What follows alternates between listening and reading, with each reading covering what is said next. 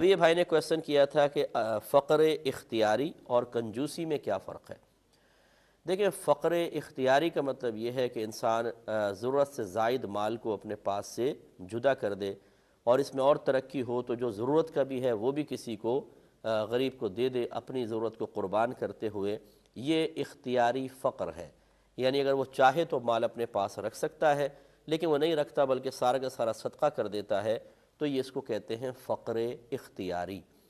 اور کنجوسی کا مطلب یہ ہوتا ہے، بخل کا مطلب یہ ہوتا ہے کہ جو مال ہمارے پاس موجود ہو، جہاں مطالبہ شرع ہے وہاں پر بھی انسان اس مال کو خرچ نہ کرے، تو یہ ہے کنجوسی۔ اسی سے آپ فرق محسوس کر سکتے ہیں کہ فقر اختیاری میں تو انسان کچھ رکھتا نہیں ہے، وہ دیتا ہے اور اپنے اوپر ایک حالت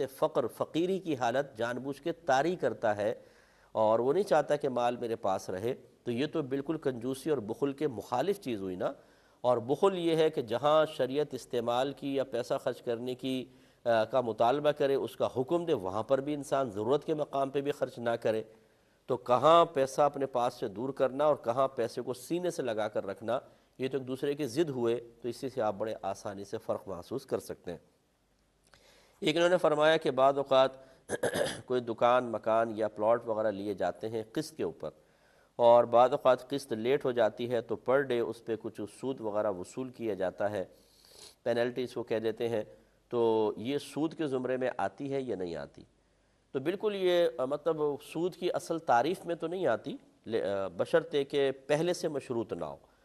یہ، لیکن ہوتا یہ ہے کہ پہلے سے تھوڑا سا اس میں ایگریمنٹ میں لکھا ہوتا ہے، ہم لوگ پڑھتے نہیں ہیں، اس میں لکھا ہوتا ہے کہ اگر آپ نے کسی بھی ٹائم قسط ڈیلے کر دی تو اتنا اتنا آپ کو زائد دینا ہوگا، ہم اس پہ سائن کر دیتے ہیں، تو گویا کہ ایک طرح سے یہ مشروط بھی ہو جاتا ہے۔ تو اگر اس طرح پہلے مشروط کر لیا گیا، شرط ٹھہرا لیا گیا تھا، آپ نے رضامندی کا اظہار کیا، تو اب تو یہ سود ہوگا۔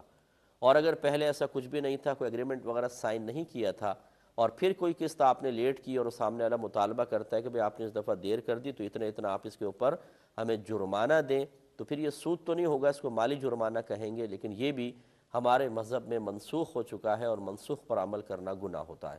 تو لہٰذا گناہگار ہوں گے۔ اس طرح کی کنڈیشنز نہ رکھی جائیں۔ اس کو اگر کوئی بلڈر وغیرہ کہتا ہے یا کوئی اس کو شرط لگاتا ہے تو آپ اس کو پیار محبت سے سمجھائیں کہ یہ شرط آپ نہ رکھیں، اور ویسے ہی آپ ہمیں دیں۔ حتی الامکان کوشش ہی ہوگی کہ پورے وقت کے اوپر دیا جائے، اور اگر نہ دے سکیں تو پھر شاید سودا ختم کر دیں، وہ ایک وقت تک انتظار کریں اور بولے سودا ختم کر دیتے ہیں، کیونکہ اگر کوئی مشتری وقت کے اوپر پیسے نہ دے سکے تو بیچنے والا جس کو بائع کہتے ہیں وہ سودا ختم کر سکتا ہے۔ لیکن اگر ایسی صورتحال نہیں ہے، آپ وقت کے اوپر دے سکتے ہیں، تو پھر اس کو یہ ایگریمنٹ کی صورت میں وعدہ سود نہ کریں، بلکہ آپ اپنے وقت کے اوپر ادا کر دیں اور اسی طرح اپنا اس کے ساتھ معاملہ طے کریں۔ ایک یہ کہتے ہیں کہ یہ پی ایف جو ہے، کہتے ہیں 10% ہماری تنخواہ ہر مہینے کاٹی جاتی ہے، اور اس پر پھر گورنمنٹ 10% ہی ملا کر جمع رکھتی ہے، پھر جب ہم ریٹائر وغیرہ ہوتے ہیں تو ایک ساتھ وہ اماؤنٹ دیا جاتا ہے، تو اس پر سال بہ سال زکوٰۃ بنے گی یا نہیں؟ دیکھیں، آپ کی تنخواہ میں سے جتنا حصہ کاٹا جاتا ہے وہ آپ کو کم از کم معلوم ہوگا کتنی تنخواہ میری کٹ گئی ہے۔ یقینی سی بات ہے، اگر 10% ہے تو آپ اس کا اماؤنٹ آرام سے نکال سکتے ہیں۔ وہ اگر آپ کا جمع ہے جیسے 10% کاٹا، اور آپ کے پاس گھر میں اتنا مال موجود ہے کہ اس کو ملا کر آپ کا نصاب مکمل ہو جاتا ہے، تو پھر دونوں کے اوپر زکوٰۃ تو بنے گی۔ لیکن جو مال آپ کے قبضے میں نہیں آیا، اس کی زکوٰۃ فوری طور پہ ادا کرنا لازم نہیں ہوتا، جب آپ کے قبضے میں آ جائے اس وقت آپ زکوٰۃ ادا کریں۔ تو اور اگر وہ اتنا کم ہے کہ آپ کے دیگر جو آپ کے پاس مال ہے، سونا چاندی وغیرہ، وہ بھی بہت کم ہے کہ مل کر نصاب نہیں بنتا، تو بالکل زکوٰۃ نہیں ہے۔ یعنی اصل جو آپ کی تنخواہ کٹی ہے اس پہ بس آپ زکوٰۃ کے حساب بنائیں گے، جو وہ پروفٹ دینے والے ہیں یا اس کا وعدہ کیا ہوا ہے، وہ چونکہ آپ کی ملکیت میں اس وقت تک نہیں آتا جب تک کہ آپ ریٹائر نہیں ہوتے، اور جو آپ کی ملکیت میں مال نہیں ہے اس پہ زکوٰۃ نہیں بنتی، لہٰذا اس نفع پہ کوئی زکوٰۃ نہیں ہوگی۔ وہ آپ کو ایک انعام دے رہے ہیں، کچھ کر رہے ہیں، وہ الگ مسئلہ ہے، لیکن جو آپ کے اصل تنخواہ کا پیسہ ہے وہ چونکہ آپ کو اگرچہ ملکیت میں نہیں آیا، آپ کے ہاتھ میں